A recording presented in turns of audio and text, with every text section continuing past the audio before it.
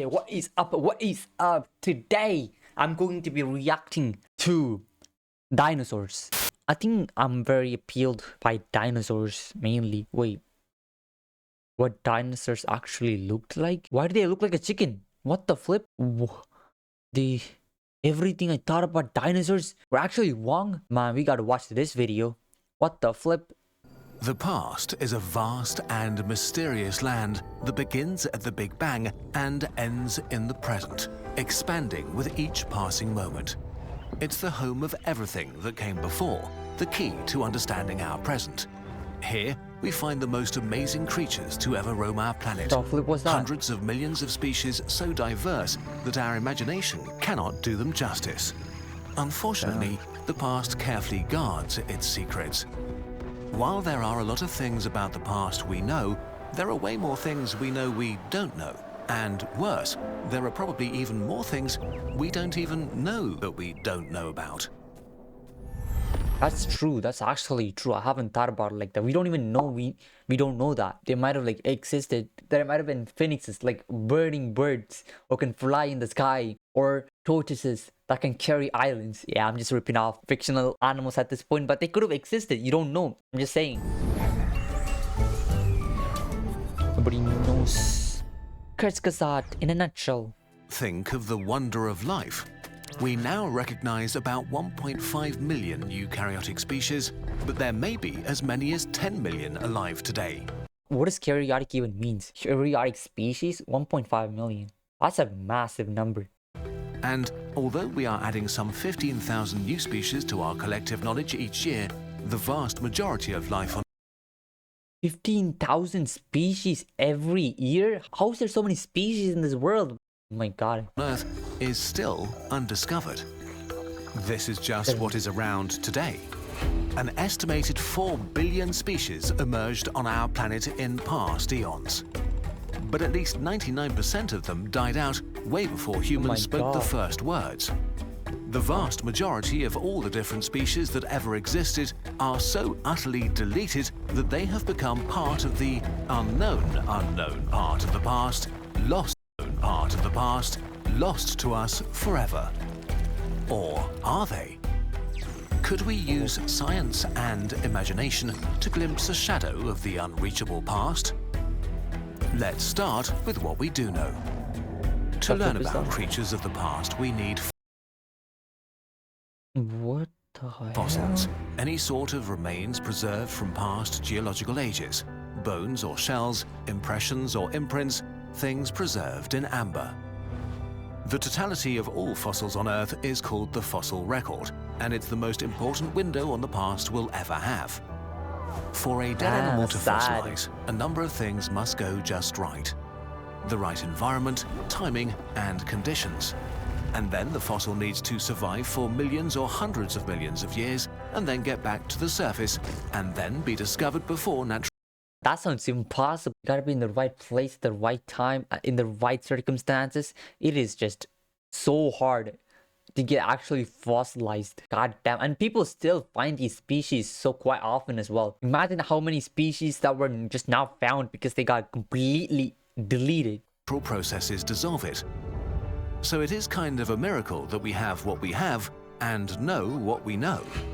Take the dinosaurs, since they were one of the largest and most successful groups of animals for some 165 million years, and are also a lot of fun to animate. What were they really like, and what are we missing? In the last 200 years, we've found tens of thousands of fossils from over 1,000 dinosaur species. Lately, we've entered a golden era of discovery, and about 50 new dinosaur species are discovered each year, expanding what we know and what we know that we don't know about them, which is amazing. But it also makes us aware of all the things lost to the past forever. Imagine if we took all the animals that lived in the last 50 million years and randomly chose 10,000 individuals from 1,000 species to fossilize. Think about all the things that would be missed or that seem too weird to be true. Like the giraffe, a yellow animal with brown patterns that looks like a horse, and an antelope had a baby with a long neck and 2 tiny hairy horns. Damn. How many dinosaur giraffes were there? Animals so weird. That is true. When you like when you never seen a giraffe in your life before, they describe it like that. That just sounds weird, to be honest. Like, if you have no context, you can't even imagine. You haven't even seen a giraffe in your life, okay? And you get described a species like that, you might think that's just some kind of demon. And selected for ecological niches so specific that evolution molded their bodies very absurdly. Today, they might seem made up to us. We know a lot of species are lost forever just because of the environment they lived in. For example, lush jungles basically prevent fossilization, as the chances that an animal will be buried here are low. Countless scavengers of all sizes break down freshly deceased animals extremely quickly, and the soil is often so acidic that bones are dissolved. And so fossils of dinosaurs from jungles are practically non-existent.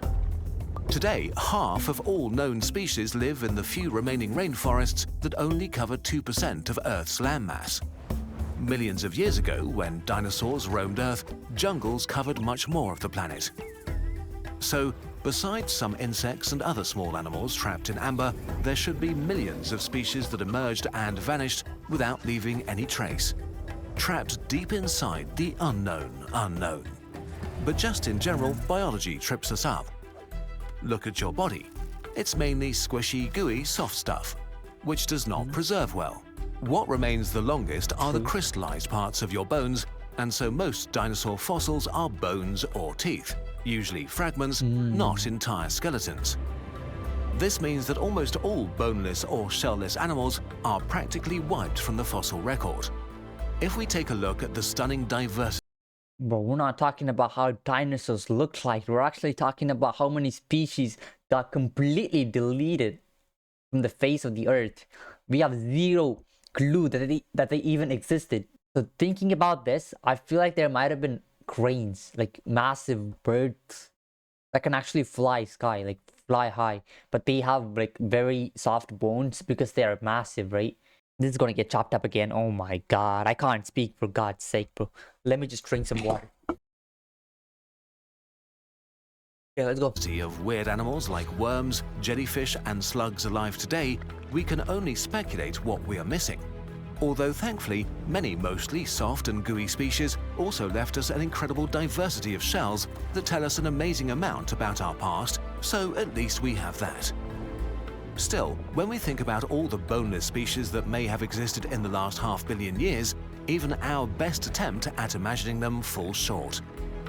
But it's not like reimagining something based on its bones is straightforward, and so the way we envisage what dinosaurs actually looked like has changed a lot in the last few years. In the past, many illustrations had a bony, minimalistic look with a toothy grin to signify fierceness and danger.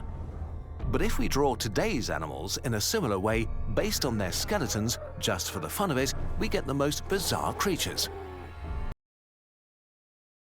We flipped out, bro. Oh my god. Yeah. Now think about it, they do. Based on this. If archaeologists found this bone, right? Skeletons, 100%, bro. We get They're actually gonna do this. I'm not even kidding. Like, this is how dinosaurs be looking, dog. Like, they look if it's a sea creature. If it's a sea creature, they just add these fins to their back, to their, like, wherever that enables them to move. So we've been living in science fiction this whole time. So dinosaurs, they're not real in the way that we think they are real. God damn. Man, that is what science is, alright? You live, you learn. The most bizarre creatures. Elephants, swans, and baboons that look like monsters right out of nightmares. So, similar to animals today, we should imagine dinosaurs with much more soft tissue, fat bellies or chests, weird soft parts like skin flaps, lips and gums, and just more pronounced features that would make them seem like much more pleasant fellows. Some soft features actually leave distinctive traces on bones that we can look for in the skeletons of extinct animals, which is where today's animals with similar features are rare. Bro, now I can kind of see how a T-Rex went from a T-Rex to a chicken.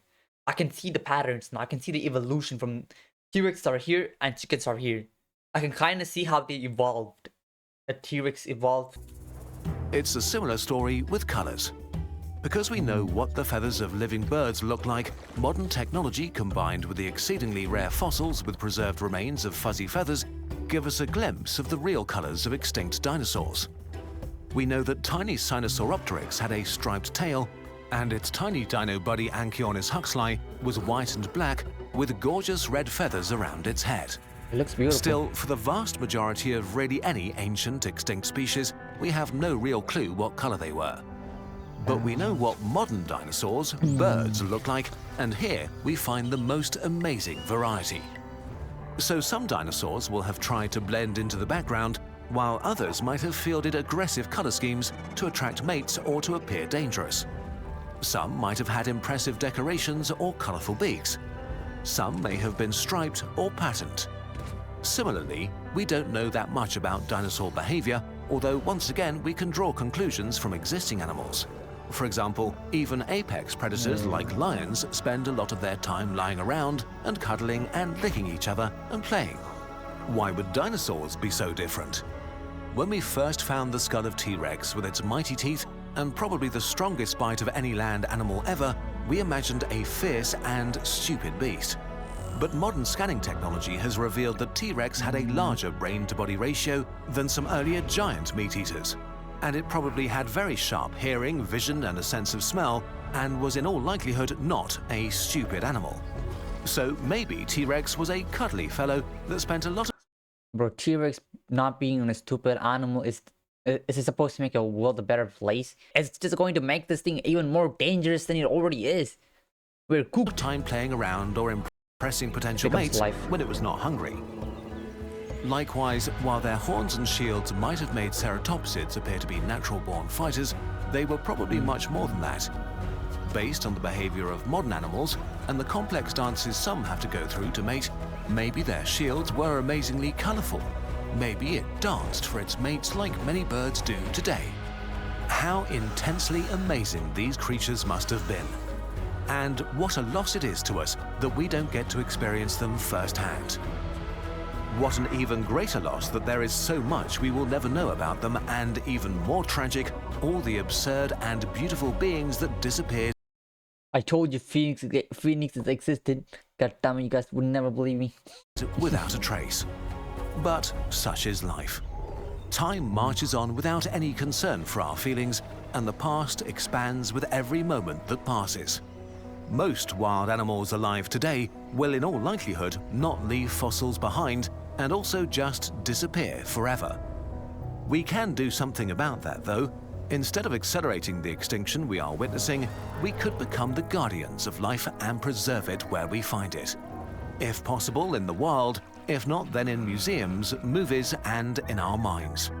Because as amazing as our imagination is, and as fascinating to think about the animals that are part of the unknown, it is even better to witness them in the present.